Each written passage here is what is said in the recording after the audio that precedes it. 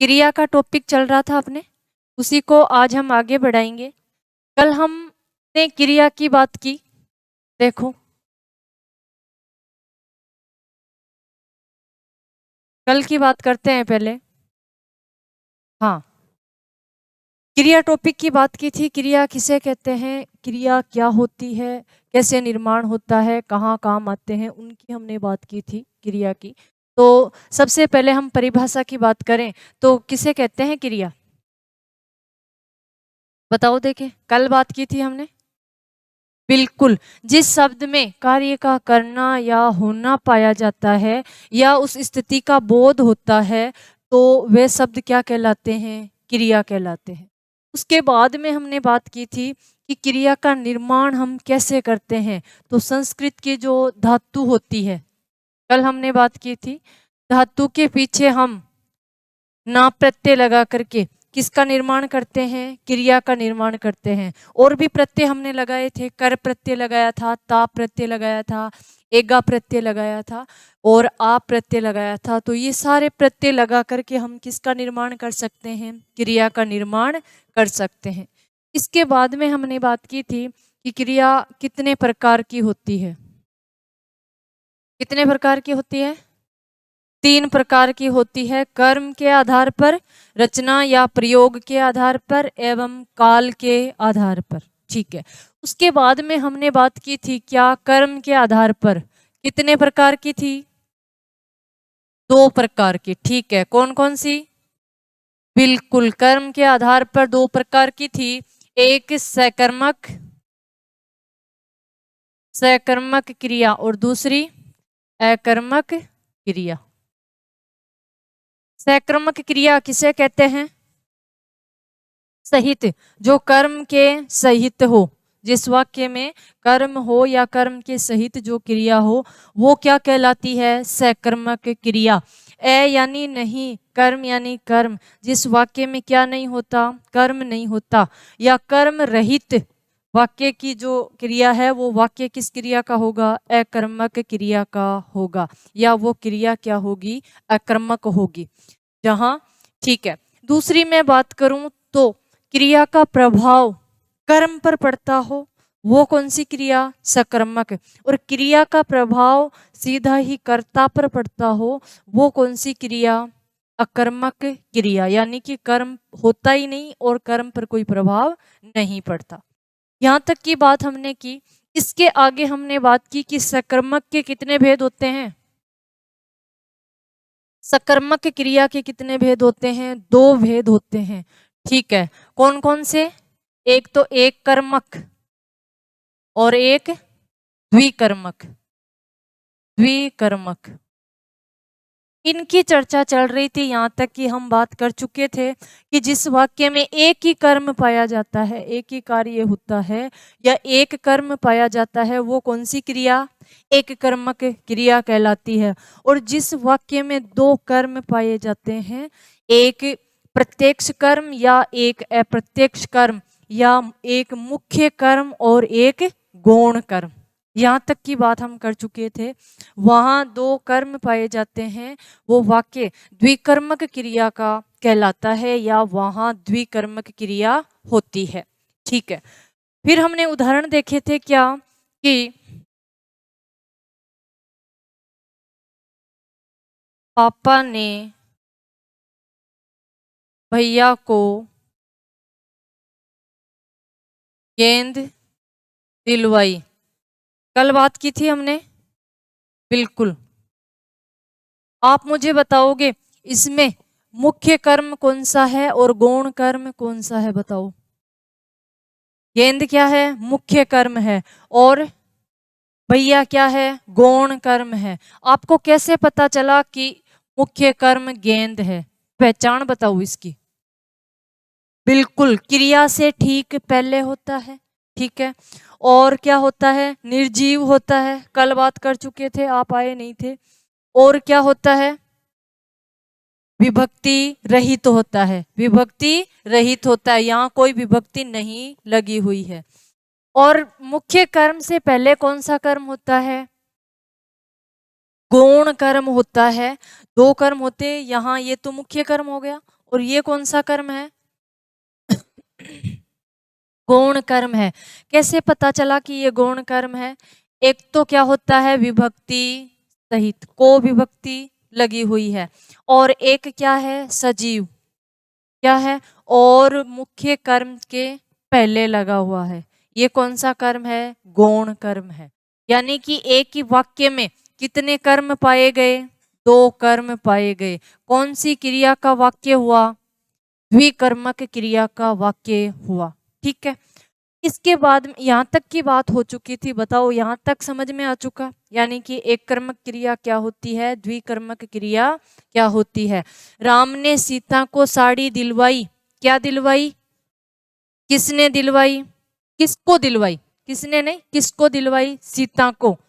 मुख्य कर्म क्या है? साड़ी। मुख्य कर्म क्या है? साड़ी। और गौण कर्म क्या है? सीता। गौण कर्म क्या है? सीता। ठीक है। राधा ने गाय को चारा खिलाया। राधा ने गाय को चारा खिलाया। हाँ बिल्कुल, चारा क्या है? मुख्य कर्म है। और गौण कर्म क्या है? गाय को। गौण कर्म क्या होता है? विभक्ति सहित होता है, सजीव होता है, और ये विभक्ति रहित होता है, निर्जीव होता है, और क्रिया से ठीक पहले होता है। ठीक है, एक उदाहरण आ जाता है ऐसा ही, इसके अपवाद स्वरूप भी है, वो हम बात करें कैसे। जैसे कि राजा ने गरीबों को कंबल दान दिए। कंबल दान में दिए या दान दिए। यहां ये वाक्य एक कर्मक का है या द्विकर्मक का है, ये पहचान करनी है आपको।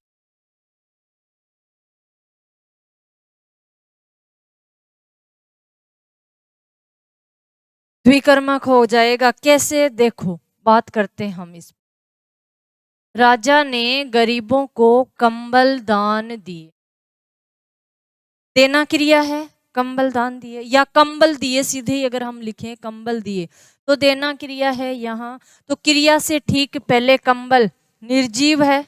कौन सा कर्म? मुख्य कर्म है। ठीक है, अब देखो, जो ये है, अगर हम इस तरफ से बात करें तो गरीबों को सजीव भी है, को विभक्ति सहित भी है, और क्या है, कंबल से पहले आया हुआ है। हमारे नियम के हिसाब से तो ये कौन सा कर्म होना चाहिए? गौण कर्म होना चाहिए। लेकिन ये वाक्य एक कर्मक क्रिया का है। इसका आंसर क्या माना गया था? एक कर्मक क्रिया का वाक्य माना गया था। वो क्यों, उस पर हम बात करेंगे। क्या कि अगर इसकी हम बात करें तो राजा ने गरीबों के लिए दान में दिए। किसके लिए दिए कंबल? गरीबों के लिए। और अगर मैं के लिए विभक्ति की बात करूं, के लिए विभक्ति की अगर हम बात करें तो ये कौन से कारक की विभक्ति है? कौन से कारक की विभक्ति है ये? अपादान में तो अलग हो जाता है। ये क्या है?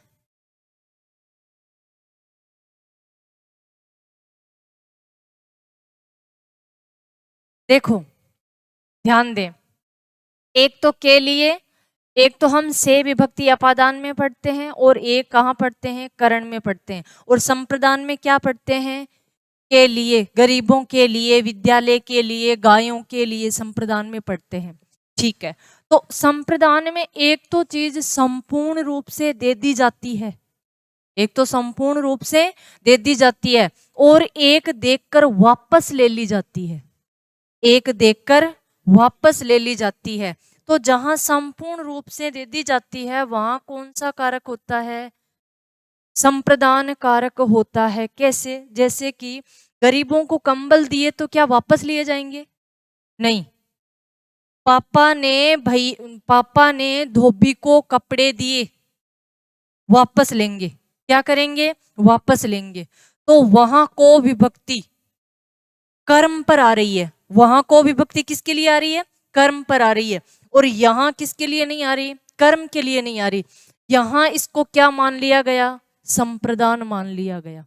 क्या मान लिया गया? संप्रदान कारक मानने के कारण ये क्रिया एक कर्मक मानी गई। यहाँ संप्रदान कारक मानने के कारण ये क्रिया क्या हुई, एक कर्मक, यानी इसको क्या नहीं माना, कर्म नहीं माना। वो विभक्ति होते हुए भी गरीबों के लिए हमने दान दिए, इसलिए क्या है, ये संप्रदान है। यहाँ के लिए विभक्ति को क्या सबसे पहले क्या माना है, के लिए को माना है, इसलिए ये वाक्य किसका हुआ, एक कर्मक का। तो ऐसे वाक्यों का ध्यान रखना है आपको, ठीक है ना। एक कर्मक। देना क्रिया के दो रूप होते हैं, जैसे कि मैंने अभी आपको बताया कि एक तो देख करके वापस लेना और एक देख करके वापस नहीं लेना। जैसे कि हम देख करके वापस क्या लेते हैं, धोबी को कपड़े देते हैं, हम वापस लेते हैं, ठीक है। और क्या लेते हैं, आपने अपने मित्र को पुस्तक दी, वापस लोगे। आपने अपने मित्र को नोट्स वगैरह दिए, वापस लोगे। किसी को पैसे उधार दिए, वापस हम लेंगे, ठीक है, लेंगे कि नहीं।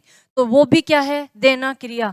और आप अगर एक देना क्रिया के दो रूप होते हैं, कितने, एक तो सही तरीके से और एक गलत तरीके से। क्या कि एक हम किसी को क्या देते हैं, श्राप देते हैं, साफ तो शुद्ध क्या होता है, साफ दे दी जाती है, बद्दुआ देती जाती है। तो क्या बद्दुआ देख करके हम वापस लेते हैं, नहीं लेते हैं। तो ये तो देना क्रिया का सही रूप नहीं है। और एक देना क्रिया जो हम देख करके वापस लेते हैं, जैसे कोई उपहार है, भेंट है, तो ऐसी चीज देख करके हम वापस नहीं लेते हैं। तो जहां देख करके वापस नहीं लेते हैं, वहां कौन सा कारक हो जाता है, संप्रदान कारक हो जाता है। तो मैं यहाँ नोट करके लिख देती हूँ क्या, कि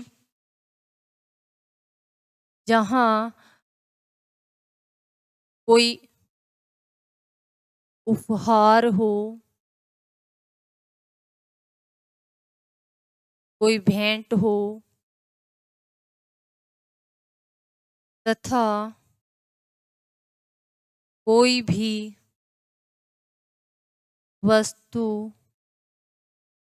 देखकर वापस नहीं ली जाती है, वहां कौन सा कारक होता है, वहां संप्रदान कारक होता है। संप्रदान कारक, इसलिए ये क्रिया कैसी हुई, एक कर्मक, ये ध्यान रखना है, ठीक है। अब हमारा एक कर्मक और द्विकर्मक का कॉन्सेप्ट क्या हुआ, क्लियर हुआ। यानी कि हम ऐसे वाले का भी ध्यान रखेंगे, यहां संप्रदान कारक तो नहीं हो रहा है। और बाकी तो मैंने पुलिस को चोर पकड़वाया, क्या पकड़वाया, चोर। किसको पकड़वाया, पुलिस को। यहां देखो चोर भी क्या है, सजीव, जो मुख्य कर्म है वो भी क्या है, सजीव, और पुलिस भी क्या है, सजीव। तो ऐसे वाक्यों का भी क्या करना है, ध्यान रखना। यानी कि मेरा कहने का अर्थ यह है कि हम कोई भी जो यहाँ नियम पढ़ते हैं या नियम लिखते हैं, तो उनको क्या नहीं करना है, रट करके नहीं रहना है। क्या डिपेंड करता है, सामने वाले वाक्य पर डिपेंड करता है कि सामने वाला वाक्य कैसा है, सामने वाले ने क्या पूछा है।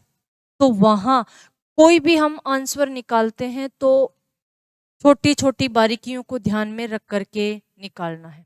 अब हम बढ़ते हैं आगे, ठीक है।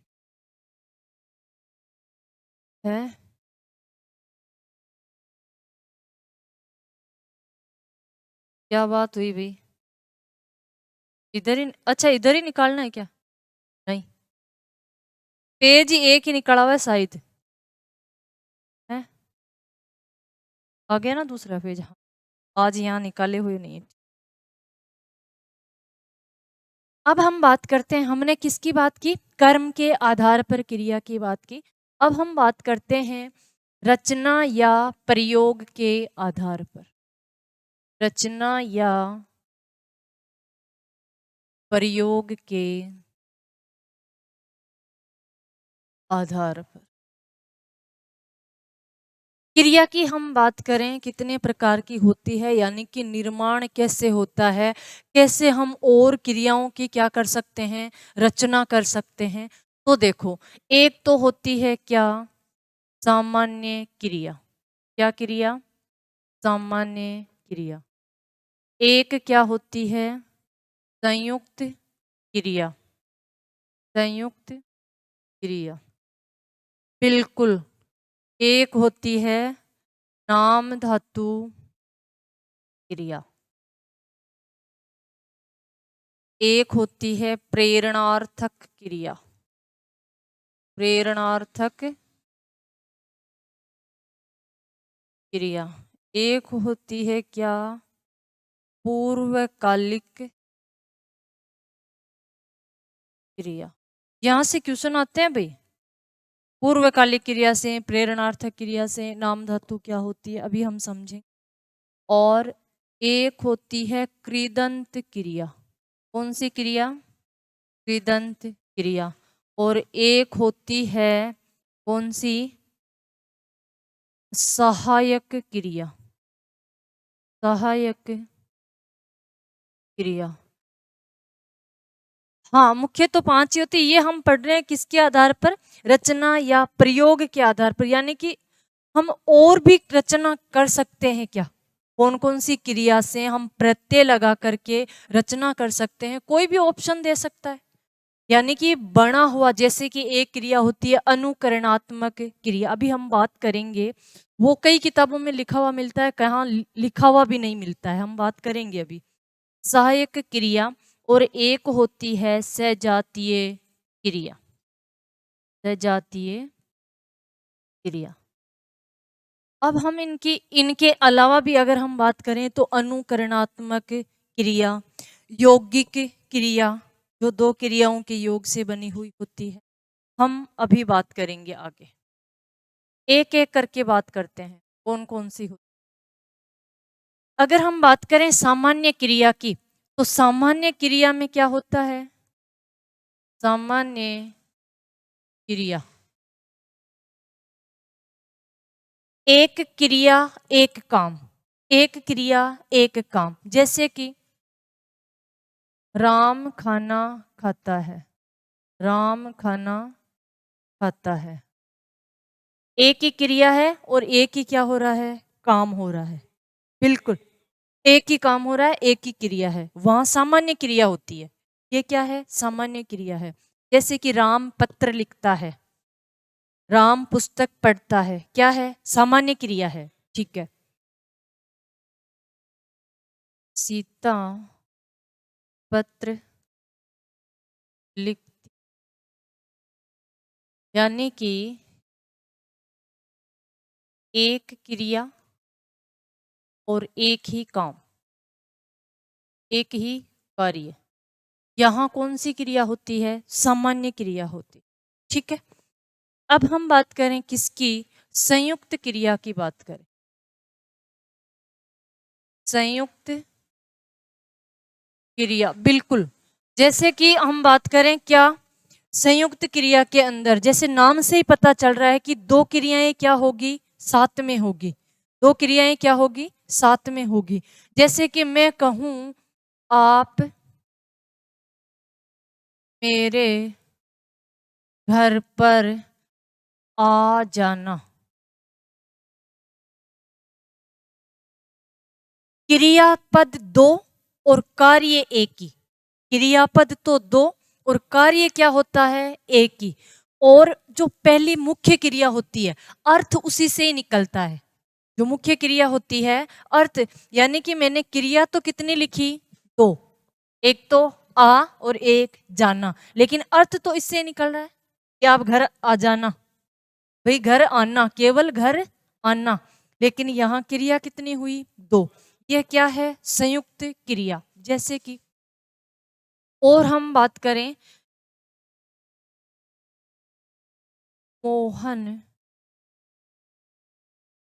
सामान रख गया। मोहन सामान रख गया। एक तो रखना, एक गया, दो क्रिया है। यहां जो रख कर गया, कर का क्या हो जाता है? लोप हो जाता है। यानी कि क्रियापद दो और कार्य एक ही।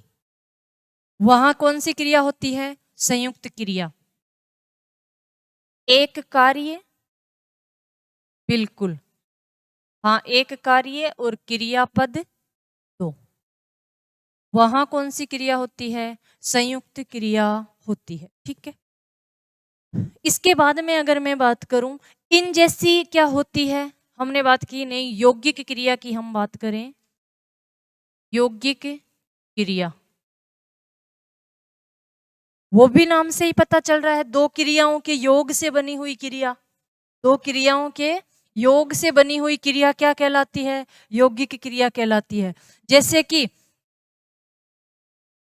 आजकल, जैसे मैं लिखूं, मैं चल फिर नहीं सकती, चल फिर नहीं सकती। राधा उठ बैठ सकती है। कार्य तो एक ही हो रहा है, क्रिया कितनी आ रही है? दो क्रिया के योग से बनती है। दो क्रिया के योग से राधा उठ बैठ सकती है। इसके अलावा भी अगर हम वाक्य की बात करें तो आजकल हमारा चाल चलन ठीक है, या उठना बैठना ठीक है। कोई भी हम वाक्य बनाएं, आजकल विद्यार्थियों का आना जाना लगा रहता है, विद्यार्थियों का आना जाना लगा रहता है। दो क्रियाएं जहां साथ में आती है या दो क्रियाओं के योग से जो क्रिया बनती है, वो कौन सी क्रिया कहलाती है? यौगिक क्रिया कहलाती है। आगे हम बात करें किस? नाम धातु की बात करें। नाम धातु क्रिया, हाँ इससे कर लेंगे।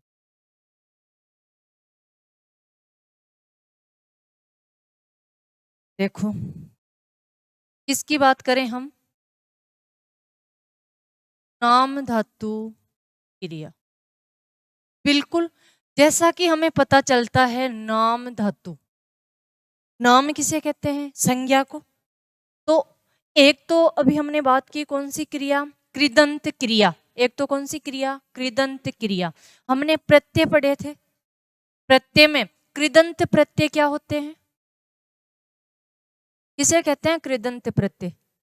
जो क्रिया के अंत में लगते हैं, जो धातु के अंत में लगते हैं, वो क्या कहलाते हैं? कृदंत प्रत्यय कहलाते हैं। और तद्धित प्रत्यय कौन से होते हैं? संज्ञा सर्वनाम विशेषण के पीछे लगते हैं। तो नाम धातु क्रिया का निर्माण किससे होता है?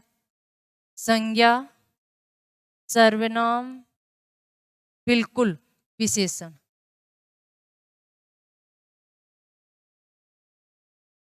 संज्ञा किसे कहते हैं? नाम को। सर्वनाम किसे कहते हैं? जो नाम के स्थान पर प्रयुक्त होता है। विशेषण किसे कहते हैं? जो इन दोनों की क्या बताता है? विशेषता। यानी कि किससे ही संबंधित है? तीनों ही नाम से संबंधित है।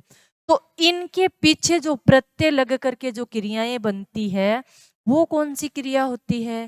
नाम धातु क्रिया होती। ठीक है, हम बात करते हैं कैसी होती है। देखो, जैसे कि लज्जा से लजाना, लज्जा से लजाना। और हम बात करें लालच से ललचाना, ललचाना, लालच से ललचाना। शर्म से शर्माना, सर, टक्कर से, टक्कर से टकराना।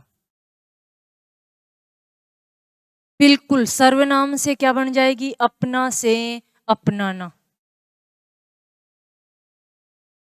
सर्वनाम। ये हमने किससे बनाई? संज्ञा से। रंग से रंगाना, ठीक है ना? सर्वनाम से हो जाएगी अपना से अपनाना। और मैं बात करूं किसकी? विशेषण की अगर हम बात करें तो गरम से, गरम विशेषण है, गरम से गरमाना। गर, चिकना से चिकनाना, चिकना से चिकनाना। ये देखो, यानी कि संज्ञा के पीछे प्रत्यय लगा करके सर्वनाम या विशेषण के बाद में हम प्रत्यय लगा करके हम किस धातु का निर्माण कर सकते हैं? नाम धातु का निर्माण कर सकते हैं। बनने वाली क्रिया क्या कहलाएगी? नाम धातु क्रिया कहलाएगी। ठीक है, यानी कि संज्ञा सर्वनाम विशेषण के पीछे क्या लगाना है? प्रत्यय। बनने वाली क्रिया क्या कहलाएगी? नाम धातु क्रिया कहलाएगी। अब हम बात करें कौन सी क्रिया की? कृदंत क्रिया की। जैसे कि नाम से ही पता चलता है कि कृदंत क्रिया कृत धन अंत, यानी कि क्रिया के अंत में, धातु के अंत में प्रत्यय लगा करके जो क्रिया बनेगी या जिस क्रिया का निर्माण होगा वह क्रिया क्या कहलाएगी? कृदंत क्रिया कहलाएगी। जैसे कि अपनी धातु होती है क्या? पड धातु होती है। पड धन ना, क्या बनेगा? पढ़ना। पड धन आ, क्या बनेगा? पढ़ा। क्रिया है पढ़ना, बिल्कुल। पड धन ता, बिल्कुल पढ़ता। पढ़ धन एगा, क्या बनेगा? पढ़ेगा। यानी कि हम कोई भी प्रत्यय लगा करके जो बनने वाली क्रिया होगी वो क्या कहलाएगी? कृदंत क्रिया कहलाएगी। पढ़ धन कर, क्या बना? पढ़ कर। लिखना। लिख धन न, लिख धन आ, लिख धन ता, लिख धन एगा, लिख धन कर। यानी धातु कोई भी हो, हम कोई प्रत्यय लगा करके किसका निर्माण कर सकते हैं? कृदंत क्रिया का निर्माण कर सकते हैं। यानी कि हमें अंतर करना आ गया। कृदंत क्रिया कौन सी होती है? क्रिया के अंत में प्रत्यय लगाने पर बनने वाली क्रिया क्या कहलाती है? कृदंत क्रिया कहलाती है। ठीक है,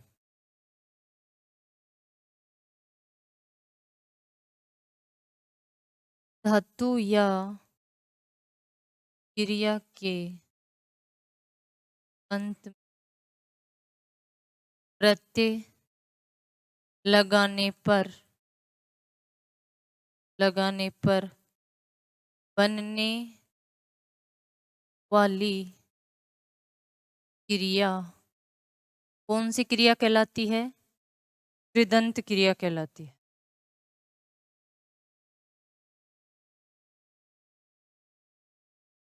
कृदंत क्रिया। कृदंत में कौन सी संधि है? क्रिया कहलाती है। कृदंत में कौन सी संधि है? कृत धन अंत, दैत में बदल रहा है, व्यंजन संधि। कृत धन अंत, ध्यान रखना है। लिखो, आगे बढ़े हम।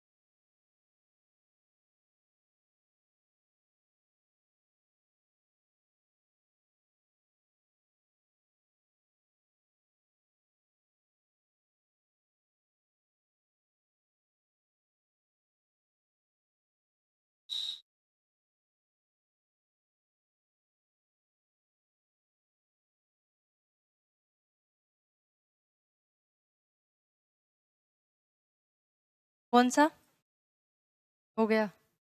ठीक है।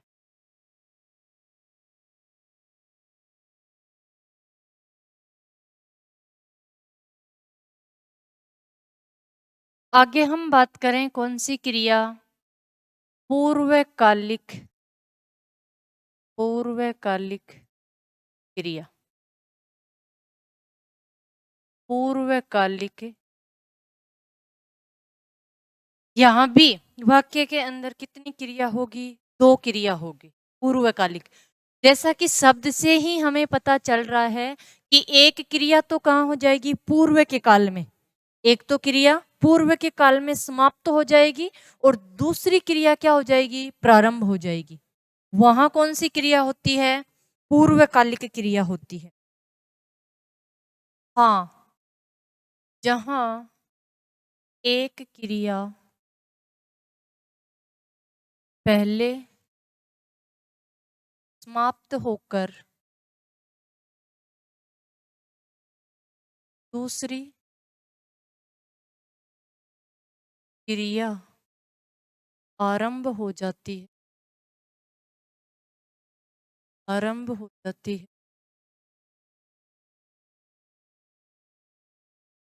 वहां पूर्वकालिक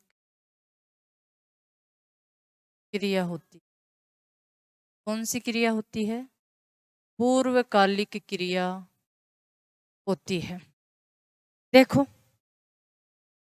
जैसे कि मैं बात करूं, सोहन पढ़कर सो गया। सोहन पढ़कर सो गया।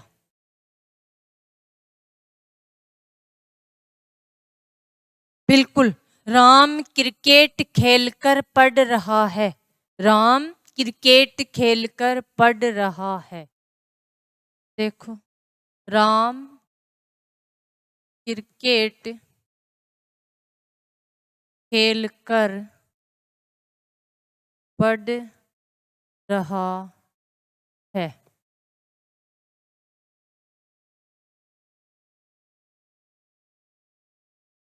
सीता, सीता विद्यालय से आकर, विद्यालय से आकर खाना खा रही है। विद्यालय से आकर खाना खा रही है। यानी कि एक काम क्या हो चुका? समाप्त हो चुका। और दूसरी क्रिया क्या हो चुकी? आरंभ हो चुकी।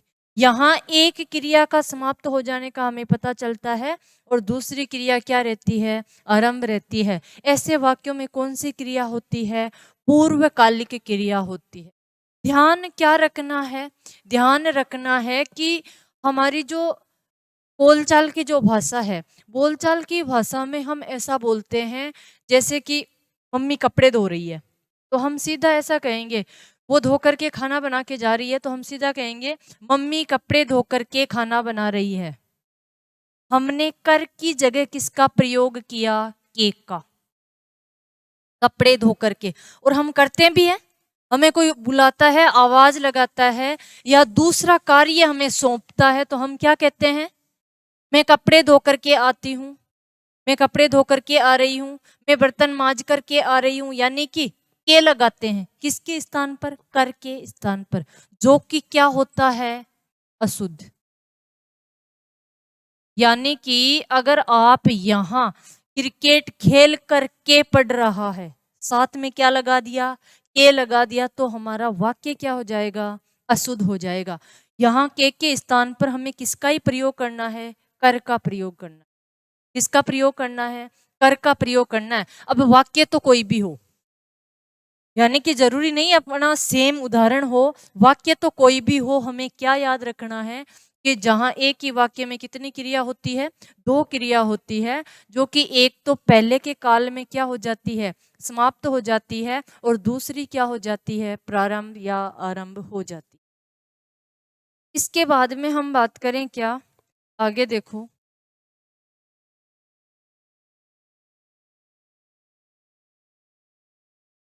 प्रेरणार्थक क्रिया। कौन सी क्रिया? प्रेरणार्थक क्रिया क्या होती है बताओ देखे। बिल्कुल, यानी कि किसी को प्रेरित करके, वो काम स्वयं नहीं करके किसी और के माध्यम से करवाना, वो कौन सी क्रिया होती है? प्रेरणार्थक क्रिया होती है। ठीक है, देखो जब स्वयं कार्य न करके किसी और से करवाया जाता है या प्रेरित किया जाता है, प्रेरित किया जाता है, वहां कौन सी क्रिया होती है? वहां प्रेरणार्थक, प्रेरणार्थक क्रिया होती। प्रेरणार्थक क्रिया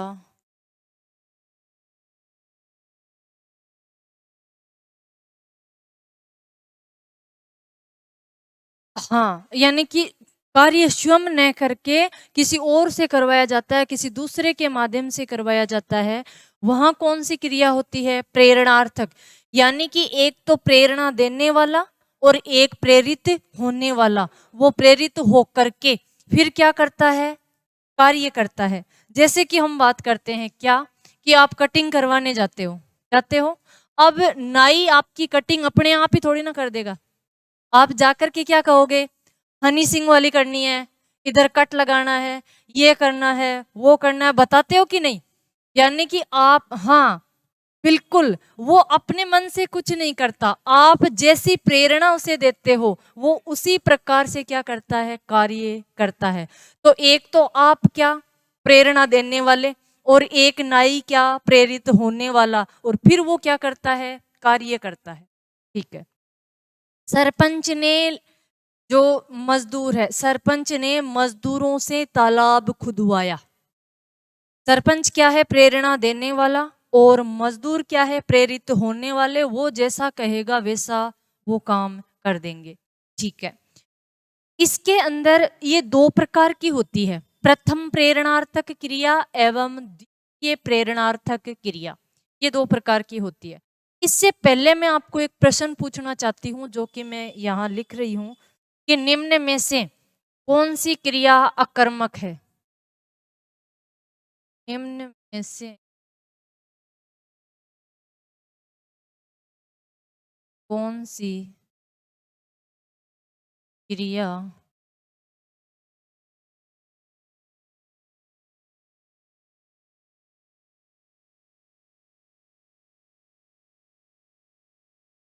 सकर्मक है? जैसे कि मैंने लिखा, उड़ना, रोना, चलना, ताना। और मैंने प्रश्न पूछा है आपसे, क्या, कि इसमें कौन सी क्रिया सकर्मक है? अब आपको बताना है, बताओ।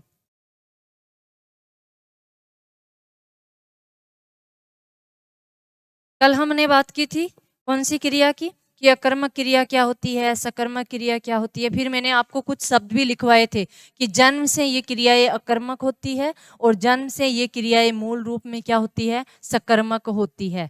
अब हम बात कर रहे हैं किसकी, कि यहाँ सकर्मक क्रिया का उदाहरण कौन सा है? आया हुआ क्वेश्चन ऐसे पैटर्न। कल की क्लास में एक दूसरे प्रश्न की भी हमने बात की थी। हाँ, फर्स्ट ग्रेड में जो आया था उसकी बात की थी। अब आपको ये बताना, सकर्मक क्रिया कौन सी है? देखो देखो,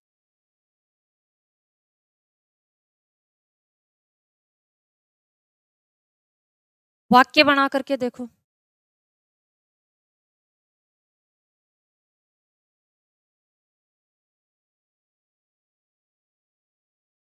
पक्षी उड़ रहे हैं, पक्षी उड़ रहे हैं, कौन सी क्रिया है? अकर्मक क्रिया। क्या उड़ रहे हैं? पक्षी। कौन उड़ रहे हैं? पक्षी। यानी कि आंसर में जब कर्ता की प्राप्ति होती है, दोनों ही आंसर में किसकी प्राप्ति होती है? कर्ता की प्राप्ति होती है, तो क्रिया क्या होती है? अकर्मक होती है। ठीक है, आगे और देखो। रोना क्या है? वाक्य बनाओ। है? अकर्मक क्रिया है। ठीक है, चलना क्या है? चलना है? चलना क्या होगी? अकर्मक होगी। राम चलता है, क्या चलता है? राम। सीता चलती है, क्या चलती है? सीता। किसकी प्राप्ति हो रही है? कर्ता की। किसकी प्राप्ति हो रही है? कर्ता की। वो सकर्मक हो गई। हाँ, क्या बना रहे हैं? चित्र। कौन बना रहे हैं? बच्चे। सकर्मक क्रिया कहाँ होती है? जहां आंसर में क्या लगा करके प्रश्न करने पर कर्म की प्राप्ति होती है। तो क्या बना रहे हैं? चित्र। कर्म की प्राप्ति हुई। कौन बना रहे हैं? बच्चे। यानी कि दो आंसर निकल रहे हैं। वहां क्रिया सकर्मक और यहां क्रिया अकर्मक। मेरा कहने का अर्थ है, जैसे कि मैं कहूं राम हंस रहा है, क्या हंस रहा है? राम। अकर्मक क्रिया। यानी कि ये सारी मूल रूप से जन्म से ही क्या है? अकर्मक है। फिर भी यहां आंसर निकले, क्या निकलेगा? देखो है,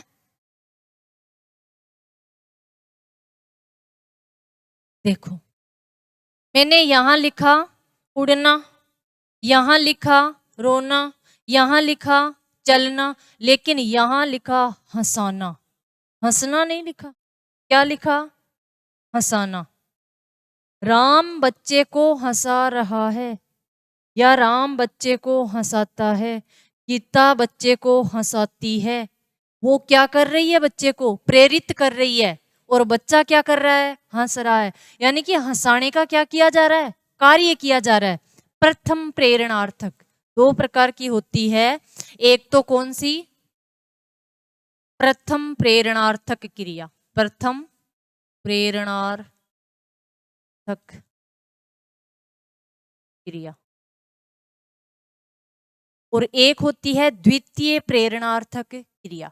तो प्रथम प्रेरणार्थक क्रिया कहाँ होती है? जैसे कि मैं बात करूं, क्या मोहन चिड़िया उड़ा रहा है, उड़ा रहा। मोहन क्या कर रहा है? चिड़िया को उड़ा रहा है। क्या कर रहा है? चिड़िया को उड़ा रहा है। मोहन क्या है? संज्ञा है। चिड़िया भी क्या है? संज्ञा है।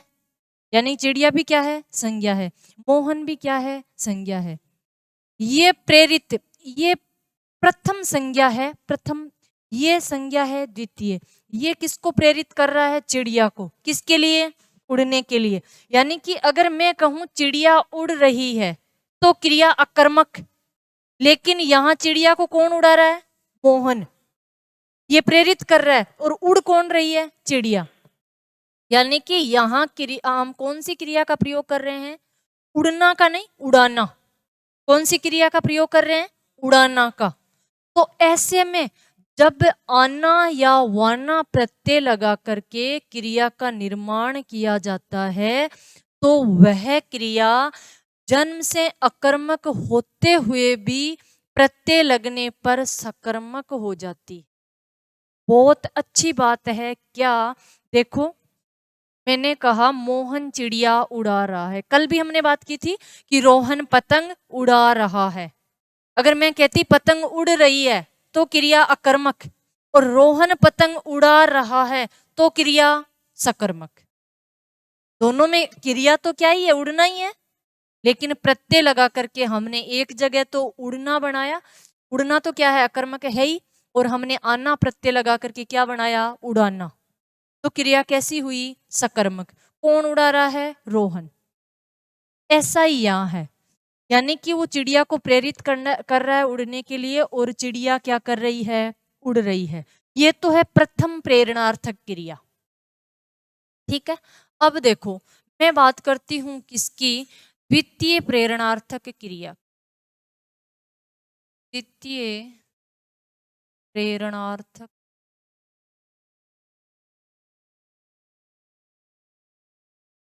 उदाहरण की हम बात करें तो मां आया से बच्चे को दूध पिलवाती है या पिलवा रही है। देखो, माँ आया से बच्चे को दूध पिलवा रही है। माँ किसको कह रही है? आया को। क्या करना है? बच्चे को दूध पिलाना है। माँ तो है प्रेरणा देने वाली, आया है प्रेरित होने वाली, और बच्चा दूध पीने का क्या कर रहा है? कार्य कर रहा है। द्वितीय प्रेरणार्थक पिलवाना या पिलवान, यानी कि जो प्रथम प्रेरणार्थक होती है उसमें हम कौन सा प्रत्यय लगाते हैं? आना प्रत्यय। कौन सा प्रत्यय लगाते हैं? आना प्रत्यय। और जो द्वितीय प्रेरणार्थक क्रिया होती है उसमें हम वाना प्रत्यय लगा करके, वाना प्रत्यय लगा करके क्रिया का क्या कर सकते हैं? निर्माण कर सकते हैं। क्रिया का क्या कर सकते हैं? निर्माण कर सकते हैं। जैसे कि उदाहरण की हम बात करें, चलो इसमें आंसर क्या हो जाएगा? हंसाना। सकर्मक क्रिया हो जाएगी। मूल रूप से क्या है? अकर्मक है, फिर भी ये सकर्मक क्यों हो गई? क्योंकि यहां कौन सा प्रत्यय लगा? आना। बच्चे को हंसाने का कार्य किया जा रहा है। बच्चे को गुदगुदी कर रही होगी, बच्चे को हंसने की बात कह रही होगी। कोई हंसने की बात होगी तो हमसे हंसे बिना नहीं रहा जाता। ठीक है, अब देखो आगे हम बात करें। मैं पहले इसको बताती हूँ, नोट करके लिखवाती हूँ।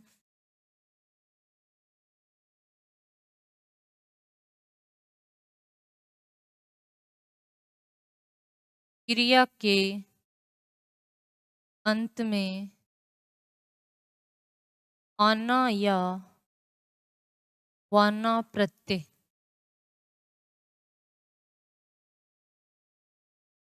लगाकर, आना या वाना प्रत्यय लगा करके प्रेरणार्थक क्रिया का निर्माण किया जाता है, किया जाता। ऐसा करने पर, ऐसा करने पर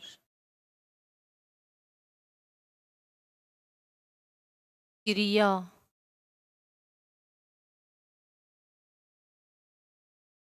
क्रिया जन्म से यानी मूल रूप से, जन्म से अकर्मक होते हुए भी, अकर्मक होते हुए भी क्या हो जाती है? सकर्मक हो जाती है। कौन से प्रत्यय लगा करके? आना या वाना प्रत्यय लगा करके। होते हुए भी सकर्मक जाती है। ये ध्यान रखना है, फिर क्वेश्चन तो चाहे कैसा भी आए।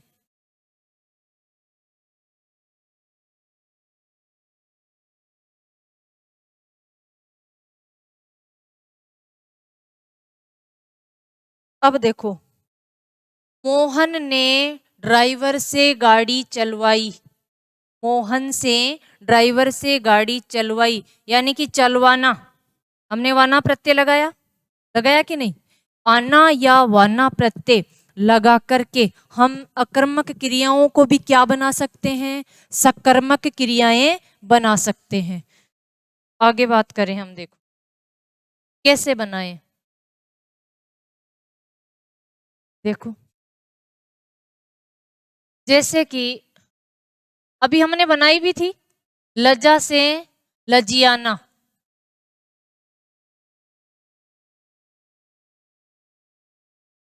हाथ से हथियाना, ये नाम धातु में चली जाएगी और यहाँ वाना या आना प्रत्यय लगाने पर भी कौन सी क्रिया का निर्माण हो जाएगा? जो अकर्मक होगी वो भी क्या बन जाएगी? सकर्मक हो जाएगी। कैसे? देखो, उड़ना अकर्मक है और उड़ाना क्या हो जाएगा? सकर्मक हो जाएगा कि नहीं? हंसना क्या है? अकर्मक है। हंसाना क्या हो जाएगा? सकर्मक हो जाएगा। हंसाना क्या हो जाएगा? सकर्मक हो जाएगा। रोना क्या है? अकर्मक है। और रुलवाना सकर्मक हो जाएगा।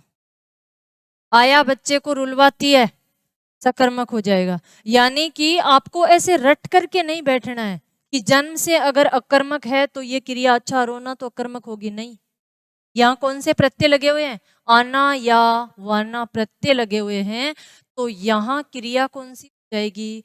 सकर्मक क्रिया हो जाएगी। जैसे कि फिल्म से फिल्माना, फिल्म से फिल्माना, बात से बतियाना, हाथ से हथियाना। ये एक तो कहाँ जा रही है? नाम धातु में, यानी कि बात क्या है? संज्ञा, और बतिया रही है, तो ये क्या है? नाम धातु क्रिया। और यहां हमने अकर्मक क्रिया की भी क्या बनाई? सकर्मक क्रिया। ये अकर्मक नहीं है, यहां तो हमने किसकी बात की है? आना प्रत्यय की बात की है। बाकी यहां हमने क्या किया है? अकर्मक क्रिया का क्या बनाया? सकर्मक बनाया है। तो आपको ये रूप भी ध्यान रखना है, ये रूप भी ध्यान रखना है कि कहाँ क्रिया जन्म से अकर्मक होते हुए भी क्या हो चुकी है? सकर्मक हो चुकी है। अब आप देखो, यानी कि यहां भी कोई रटने की बात नहीं है, समझने की बात है। उड़ना है तो अकर्मक क्रिया, उड़ाना है तो सकर्मक क्रिया, हंसना है तो अकर्मक क्रिया, और हंसाना है तो सकर्मक क्रिया। एक पैटर्न तो प्रश्नों का ये होता है, ऐसा दे देगा, फिर आपको पता करना है। एक हमने कल बात की थी कि 2-4 शब्द देकर के आपसे पूछ लेगा कौन सा अकर्मक है, कौन सा सकर्मक। तो वहां आपको वाक्य बना करके देखना है। वाक्य बना करके देखोगे, राम टहल रहा है, तो वो शब्द मैंने लिखवा ही दिए, टहलना, भागना, दौड़ना, चलना, ये सब क्या है? अकर्मक है। और खाना, पीना, लिखना, पढ़ना, ये क्या है? सकर्मक है। ठीक है, तो वैसे प्रश्न निकल जाएंगे आपके। प्रश्न, वाक्य कितना भी बड़ा हो, आपको किसका ध्यान रखना है? क्रिया का ध्यान रखना है। कैसे? जैसे कि मैं बात करूं, आपको पहचान करनी है। 2011 के अंदर पूछा गया था कनिष्ठ लिपि में, छोटे छोटे बच्चे, छोटे छोटे बच्चे बात बात पर, बात बात पर हैं। पूछा गया था वाक्य सकर्मक क्रिया का है या अकर्मक क्रिया का है? अब आपको बताना है। 2011 के अंदर आया था एक ऑप्शन, 4 ऑप्शन थे, एक ऑप्शन ये था क्या? छोटे छोटे बच्चे बात बात पर रोते हैं, क्रिया सकर्मक है या अकर्मक? अकर्मक क्रिया है, बिल्कुल, धन्यवाद। हाँ, यानी कि बीच का वाक्य कितना ही बड़ा हो हमें कोई फर्क नहीं पड़ता, हम क्या करेंगे? क्या रोते हैं? क्या रोते हैं? बच्चे।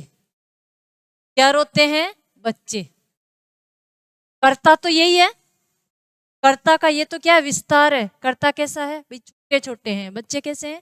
छोटे छोटे हैं। बाकी तो कर्ता तो ये है। आंसर में किसकी प्राप्ति हो रही है? कर्ता की। तो जहां आंसर में कर्ता की प्राप्ति हो, क्रिया कौन सी? अकर्मक। ये ध्यान रखना है। मेरा कहने का अर्थ ये था कि वाक्य बड़ा हो छोटा हो उससे कोई फर्क नहीं पड़ता। बीच में कल इनकी भी हमने बात की थी इसकी, कि बीच में कोई स्थान दे दिया जाए तो वहां उसको भी क्या नहीं समझना है? कर्म नहीं समझना है। कल हमने बात की थी कि गीता विद्यालय जाती है, जाना क्रिया क्या है? गीता विद्यालय जाती है, क्रिया अकर्मक है या सकर्मक? गीता विद्यालय जाती है,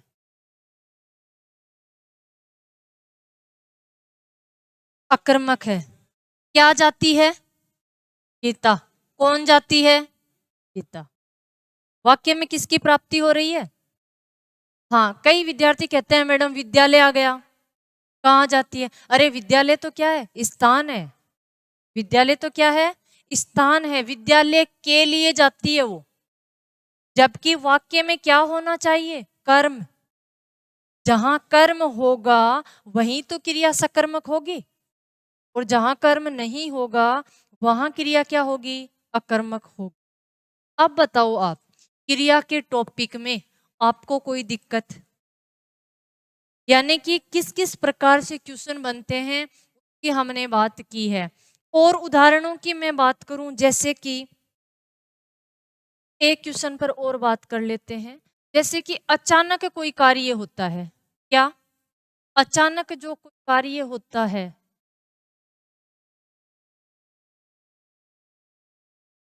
वहां क्रिया अकर्मक होती है। वहां क्रिया अकर्मक होती है। जैसे कि पेड़ की डाली अचानक टूट गई, क्रिया कौन सी? अकर्मक। डाली टूट गई, मैं सीधा लिखती हूँ, क्या? डाली गई। टूटना क्रिया क्या है? अकर्मक।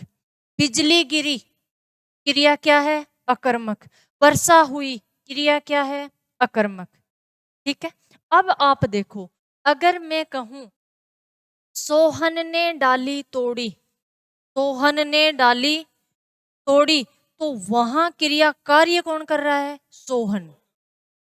या सोहन के द्वारा डाली टूट गई, तो वहां टूटना क्रिया क्या हो जाएगी? सकर्मक हो जाएगी।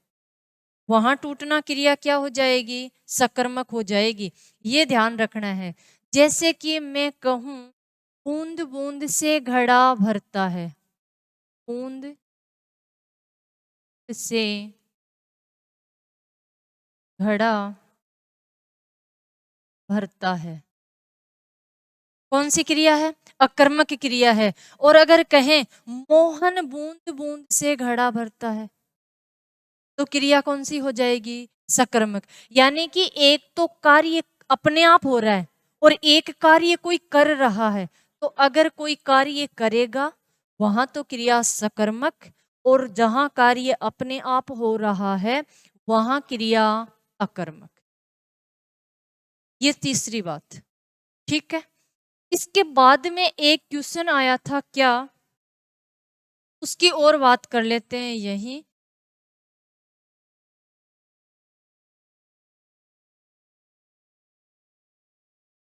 देखो,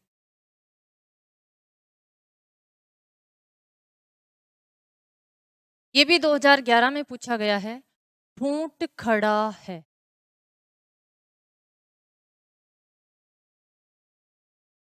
गीता की, गीता रोती है या रो रही है? और क्या रोती? बच्चे भागते उड़ते हैं या दौड़ रहे हैं? फन चलता है। मैंने लिखा है अकर्मक क्रिया है, अकर्मक क्रिया है। ऊंट खड़ा है, सारे अकर्मक ही है, सारे क्या है? अकर्मक ही है। लेकिन ऐसा क्वेश्चन पूछा गया था कि सबसे पहले प्रश्न किसको माना था? एक ये तो मैंने खुद ने बनाए हैं यहाँ तो वाक्य, लेकिन वहां ऑप्शन कुछ और थे। वहां यानी कुछ वाक्य सकर्मक के थे, दो वाक्य सकर्मक के दे दिए या एक वाक्य अकर्मक का दे दिया। यहां देखो, ऊंट खड़ा है, यहां करता ही नहीं है। वाक्य में क्या नहीं है? कर्ता नहीं है। जबकि यहाँ तीन में तो क्या है? कर्ता तो है। तो ऐसी परिस्थिति में इसको सबसे पहले क्या माना था? अकर्मक। इसको क्या माना था? अकर्मक। ऐसा क्वेश्चन आया हुआ था। अगर कोई ऐसी परिस्थिति बनती है तो ध्यान रखना, जहां जिस वाक्य में कर्ता ही नहीं हो तो वो क्या माना जाएगा? पहले अकर्मक माना जाएगा। यहाँ कम से कम क्या है? कर्ता तो है। ठीक है। एक क्वेश्चन क्या कि जैसे कि हमने बात की थी क्या क्रिया अकर्मक है, जैसे राम खाता है, अकर्मक है। क्या खाता है? राम। यानी बीच में क्या नहीं दिया हुआ? कर्म नहीं दिया हुआ। बीच में क्या नहीं दिया हुआ? कर्म नहीं दिया हुआ। तो ऐसी परिस्थिति में भी हम अगर अनुमान के आधार पर अगर आंसर निकलता है, अनुमान के आधार पर अगर आंसर निकलता है, तो उस वाक्य में भी क्रिया कैसी मान ली जाती है? सकर्मक मान ली जाती है। कैसे? जैसे कि राम खाता है, अरे कुछ ना कुछ तो खाता ही होगा, हमें पता नहीं है क्या खाता है, लेकिन कुछ ना कुछ तो खाता ही होगा। तो अनुमान के आधार पर हम आंसर निकाल सकते हैं। तो अनुमान के आधार पर अगर हम आंसर निकाल सकते हैं, तो वह वाक्य भी किस क्रिया का माना जाएगा? सकर्मक क्रिया का माना जाएगा। और अनुमान के आधार पर ही अगर हम नहीं निकाल सकते, तो वह वाक्य किसका माना जाएगा? अकर्मक का माना जाएगा। देखो, जैसे कि राम खाता है,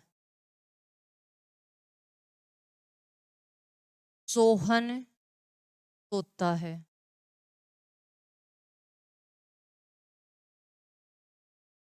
सीता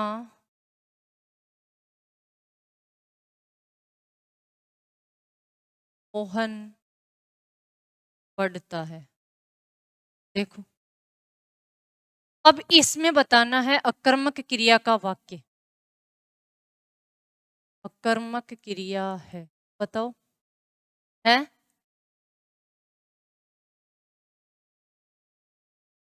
अकर्मक क्रिया का वाक्य बता।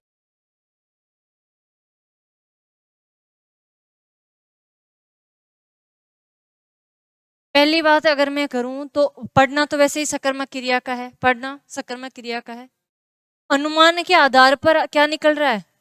आंसर निकल रहा है। बताओ देखे, अकर्मक क्रिया का बताना है। मैंने कहा था कि अनुमान के आधार पर अगर निकल जाता है, वैसे तो अगर देखें तो ये अकर्मक के ही दिखाई दे रहे हैं कि क्योंकि हाँ, इनके अंदर क्या नहीं है? कर्म नहीं है। बिल्कुल। लेकिन फिर भी आंसर क्या होगा इसका? दूसरा तीसरा दो तो नहीं, आंसर तो कोई क्या होगा? एक। विद्यार्थी कहाँ पहुंच जाते हैं कि दोनों में ही है, तो हमें क्या मिलेगा? बोनस मिलेगा। तो बोनस तो आपको नहीं मिलेगा। अब देखो, या सी, अच्छा, यानी कि मैं आंसर तो आपको बता चुकी क्या कि अगर अनुमान के आधार पर आंसर निकल रहा है तो क्रिया सकर्मक हो जाएगी। और पूछा क्या जा रहा है? अकर्मक क्रिया पूछी जा रही है। तो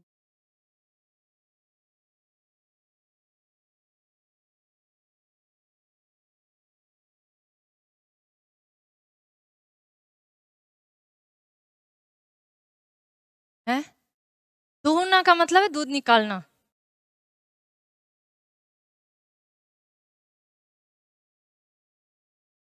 है 2 नंबर, बिल्कुल पहुंच चुके हो। देखो, राम खाता है, अरे कुछ ना कुछ खाता ही होगा, चक्की बर्फी लाडू रोटी कुछ भी हो। अनुमान के आधार पर क्या निकल रहा है? अर्थ निकल रहा है, कुछ ना कुछ तो खाता ही होगा। जब खा ही रहा है तो कुछ ना कुछ तो खा ही रहा है। राम पीता है, कुछ ना कुछ तो पी रहा होगा, पानी दूध कुछ भी हो। दारू भी चलती है आजकल, तो चलती है, कोई भी हो, ठीक है। सीता दूधती है, कुछ ना कुछ तो दू ही रही होगी। जब दूने का कार्य किया जा रहा है तो बकरी भैंस कुछ ना कुछ तो वो दू ही रही होगी। यानी कि अनुमान के आधार पर हम क्या निकाल पा रहे हैं? आंसर निकाल पा रहे हैं, ठीक है। मोहन पढ़ता है, कुछ ना कुछ तो पढ़ ही रहा होगा, किताब है, अखबार है, पत्रिका है। आंसर निकल रहा है। अब देखो, सोहन सोता है, क्या सोता है? मैडम जी नींद सोता, अरे नींद भी सोने को ही कहते हैं, कहते हैं कि नहीं? यानी कि यहां हम अनुमान के आधार पर भी क्या नहीं निकाल पा रहे? आंसर नहीं निकाल पा रहे, नहीं निकाल पा रहे, बिल्कुल। अब देखो, यहाँ 3 में तो अनुमान के आधार पर क्या निकल रहा है? आंसर निकल रहा है। तो यहाँ क्रिया क्या हो जाएगी? सकर्मक हो जाएगी। और यहाँ अनुमान के आधार पर भी क्या नहीं निकल रहा? आंसर नहीं निकल रहा। सोहन सोता है, क्या सोता है? सोहन। कौन सोता है? सोहन। क्रिया कैसी? अकर्मक। कौन सी क्रिया है? आंसर हो जाएगा। ये तीन तो किसके हैं? सकर्मक के। और आंसर क्या हो जाएगा? सोहन सोता है। अब आप देखो, यानी कि हमने क्रिया के टॉपिक में कैसे कैसे क्वेश्चन बनते हैं, सभी क्वेश्चनों पर क्या कर चुके हैं? चर्चा कर चुके हैं, बात कर चुके हैं। यानी कि किसी भी प्रकार का क्वेश्चन आ जाए, आपको अटकना नहीं है। क्रिया अकर्मक हो और कम से कम कर्ता दिया हुआ हो, तो उससे पहले अकर्मक वो माना जाएगा जिसमें कर्ता ही नहीं है, जिसमें कर्ता ही नहीं है। एक तो हमने बात की इसकी। दूसरी हमने बात की कि अनुमान के आधार पर अगर हम आंसर निकाल पाते हैं, तो वहां भी क्रिया कौन सी हम मान लेंगे? सकर्मक। और अनुमान के आधार पर बिल्कुल कोई भी आंसर नहीं निकल पा रहा है, तो ये आंसर भिन्न हो जाएगा या अलग हो जाएगा। एक हमने ये बात की। तीसरी हमने बात की थी, उड़ना क्रिया क्या है? अकर्मक है, लेकिन आना या वाना प्रत्यय लगा करके हमने उसको क्या बनाई? सकर्मक। उड़ाना या उड़वाना, उड़ाना या उड़वाना, चलाना या चलवाना, चलाना या चलवाना। तो ये चीज ध्यान रखना है। भगाना या भगवाना, दौड़ाना, दौड़ना तो क्या है? अकर्मक। और दौड़ाना या दौड़वाना, आना या वाना प्रत्यय लगाने पर जो अकर्मक क्रिया होती है वो भी क्या हो जाती है? सकर्मक। आज के लिए इतना ही, धन्यवाद। थोड़ा सा अपना रह गया था, हम बात कर रहे थे क्रिया के बारे में, तो प्रयोग व संरचना के आधार पर हम देख रहे थे। प्रयोग व संरचना के आधार। कल हमने बात की थी किसकी? सामान्य क्रिया की। क्या होती है सामान्य क्रिया? एक ही कार्य होता है और एक ही, बिल्कुल एक ही क्रिया होती, नाम से ही पता चल रहा है। संयुक्त क्रिया की बात की थी हम।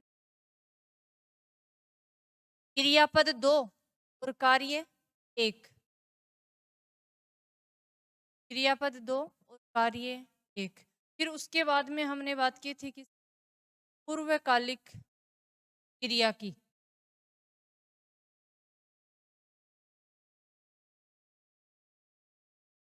पूर्वकालिक, हाँ, यानी कि पहले के काल में एक क्रिया हो चुकी, तो एक क्रिया पहले समाप्त हो चुकी और दूसरी क्रिया प्रारंभ हो चुकी, वो क्या होती है? पूर्वकालिक क्रिया। उसके बाद में हमने पढ़ा प्रेरणार्थक की बात कर चुके थे। प्रेरित किया जाता है, एक प्रेरणा देने वाला, दूसरा कार्य करने वाला। एक तो कहने वाला और दूसरा कार्य करने वाला। हम उदाहरणों की बात कर कि सोहन ने ड्राइवर से गाड़ी चलवाई, विद्यार्थी ने नाई से बाल कटवाए, माँ बेटी से भोजन बनवाती है, मोहन चिड़िया उड़ा रहा है। हम प्रथम प्रेरणार्थक की बात कर चुके, के प्रेरणा की भी बात कर चुके, ठीक है। उसके बाद में हमने बात की थी नाम धातु क्रिया की, नाम धातु क्रिया की। तो संज्ञा सर्वनाम विशेषण के अंत में प्रत्यय लगा करके हम किसका निर्माण कर सकते हैं? नाम धातु का, नाम धातु क्रिया का निर्माण कर सकते हैं। के बाद में हम पढ़ी कृदंत क्रिया,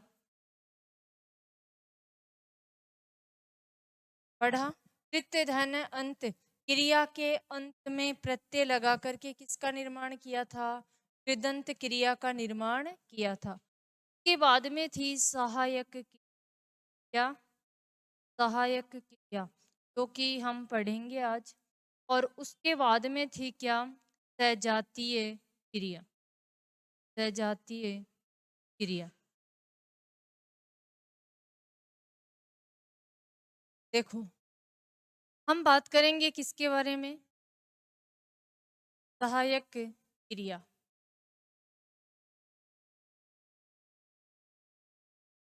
ठीक है। सहायक क्रिया क्या होती है? जैसे कि मैं लिखूं मोहन पढ़ रहा, ये रहा है, रही है, ये क्या है? ये सहायक क्रिया है। यानी कि यहाँ क्रिया तो क्या है? पढ़ना। और ये रहा है क्या है? इसकी सहायक क्रिया है। जो मुख्य क्रिया की क्या की जाती है? सहायता। वो क्या कहलाती है? सहायक क्रिया। जैसे कि रहा है, रही है, रहे हैं। बिल्कुल। ये क्या है? सहायक क्रिया। रोहित लिख रहा है, रोहित लिख रहा है। मुख्य क्रिया तो क्या है? लिखना। और ये क्या है? सहायता कर रहा है, तो क्या है? सहायक क्रिया। तो मुख्य क्रिया की सहायता करने वाली क्रिया क्या कहलाती है? सहायक क्रिया कहलाती है। देखो,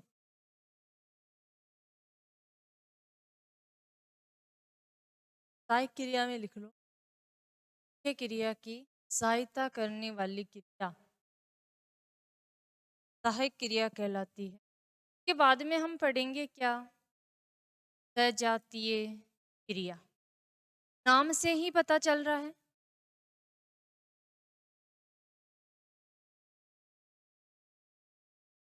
मैं आपके सामने एक उदाहरण लिखती हूँ। अरुणिमा सिन्हा ने चढ़ाई चढ़ी। सुना है अरुणिमा सिन्हा के बारे में आप? अरुणिमा सिन्हा कौन थी? हाँ, एक खिलाड़ी थी जो उसको ट्रेन से चलते वक्त किसी ने हाँ बाहर फेंक दिया था और इसका पैर कट गया था। हाँ बिल्कुल। किसने पर्वत पर सबसे पहला, यानी कि पैर न होते हुए भी पर्वत पर क्या चढ़ी? ये अपनी चढ़ाई चढ़ी। हम बात कर रहे हैं किसकी? सबसे पहले तो अरुणिमा सिन्हा से सीख लेने की। हमारे लिए सबसे बड़ा मोटिवेशन क्या? कि एक पैर कट जाने के बाद भी मात्र 8 महीने के अंदर, 8 महीने बाद इसने पर्वत की चढ़ाई चढ़ ली थी। अपनी फतेह सारी दुनिया को इसने बता दिया था कि विकलांग शरीर से नहीं हुआ जाता, किससे होता है? माइंड से। मैं शरीर से विकलांग हुई, माइंड से विकलांग नहीं हुई। हम बात कर रहे हैं किसकी? सजातीय क्रिया की। हिंदी के अंदर अपने क्या होता है? कर्ता, कर्म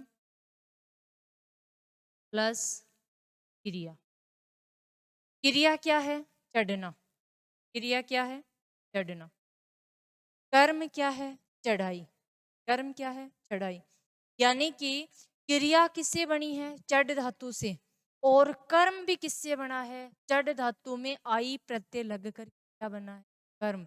नहीं तो वैसे कर्म क्या होता है? संज्ञा या सर्वनाम कोई होता है। यहाँ धातु रूपों से ही क्या बनी है?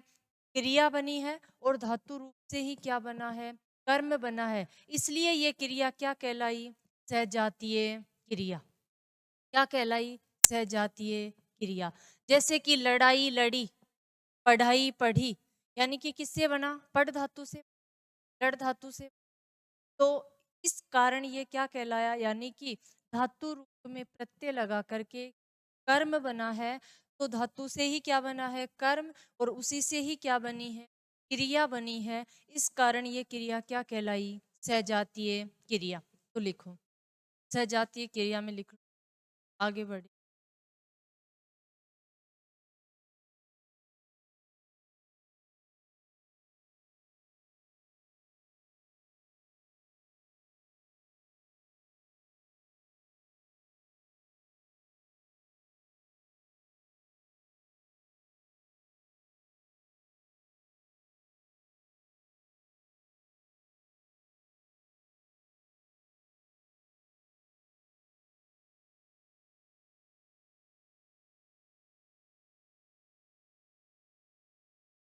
बढ़े आगे।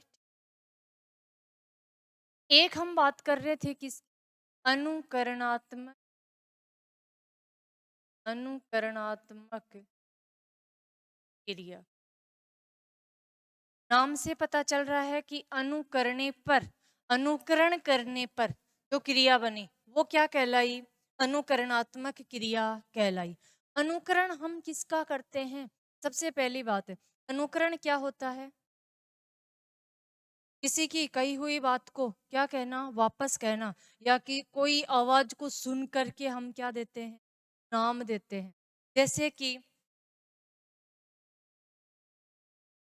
हिन हिन से हिन हिनाना, क्या बना, हिन हिनाना। ये कौन सी क्रिया है? अनुकरणात्मक क्रिया। आवाज आती है खट खट की, कौन सी आवाज आती है? खट खट, खट खट से खट खटाना, क्या क्रिया बनी? खट खटाना। ये कौन सी क्रिया है? अनुकरणात्मक क्रिया। चह चह से चहचाना, चिड़िया चहचा रही है, यानी कि हम सुन करके उसका अनुकरण करके वापस क्या बनाई, क्रिया बनाई। वो क्रिया क्या कहलाती है? अनुकरणात्मक क्रिया। एक क्रिया होती है स्थिति क्रिया,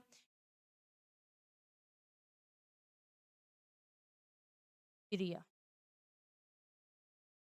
जैसे कि मैं उदाहरण की बात करूं, यानी कि हमें स्थिति का बोध करवाए, वो कौन सी क्रिया होती है? स्थिति बोधक क्रिया होती है। जैसे कि मैं कहूं नरेंद्र मोदी प्रधानमंत्री है, अब है से हमें क्या पता चलता है कि ये क्या है? स्थिति का पता चलता है कि अभी क्या है, प्रधानमंत्री के पद पर है। तो वो है भी क्या है? क्रिया है। वो है भी क्या है? क्रिया है। जैसे कि मैं लिखूं मोहन अध्यापक है, ये क्या है? स्थिति बोधक क्रिया है, स्थिति बोधक क्रिया है। नरेंद्र मोदी प्रधानमंत्री,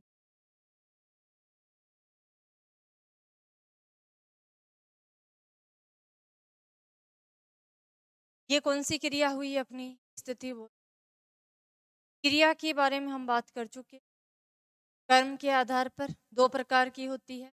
के बाद में हमने बात की रचना या संरचना के आधार पर, तो यौगिक क्रिया पढ़ी, संयुक्त क्रिया पढ़ी, सहायक क्रिया पढ़ी, नाम धातु क्रिया पढ़ी, कृदंत क्रिया पढ़ी, सहायक क्रिया पढ़ी और सजातीय क्रिया पढ़ी, अनुकरणात्मक क्रिया एवं स्थिति बोधक क्रिया।